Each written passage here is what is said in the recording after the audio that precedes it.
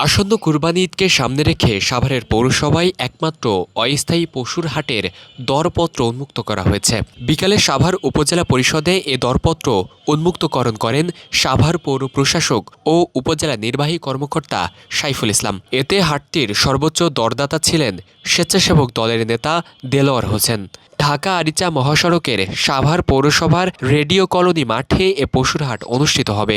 এদিকে বিকেলে পশুর হাটের কাজ পরিদর্শন করেন ঢাকা জেলার বিএনপির সাবেক যুগ্ম সাধারণ সম্পাদক লায়ন মোহাম্মদ খোরশেদ আলম। এ সময় তিনি বলেন, এবার কোরবানি ঈদে ভারত থেকে দেশে গরু না আসায় বাংলাদেশের প্রান্তিক গরুর খামারিরা ভালো দাম পাবেন।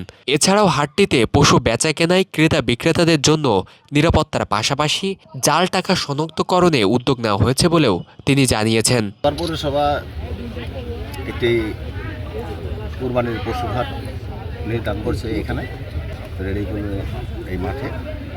মূলত আমার যতটুকু বিশ্বাস, সাভারের আশেপাশের মানুষ, সাভারের মানুষ এইখান থেকে গবাদি পশু, কুরবানির পশু কেনাকাটা করে মজা পাবে। এটা একটা সুন্দর প্লেস, একেবারে মেইন রোডের সাথে।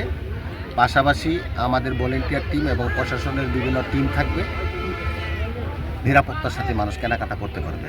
আর আমার একটা ব্যক্তিগত অভিমত, সেটা হলো, যেহেতু ভারতে এই মুহূর্তে বাংলাদেশে কোনো গরু দিচ্ছে না, বাংলাদেশের খামারিরা যাতে সুন্দরভাবে তাদের গরুগুলো বিক্রি করতে পারে, প্লাস তারা যাতে লাভবান হয়, সেটাই আমার কামনা থাকে।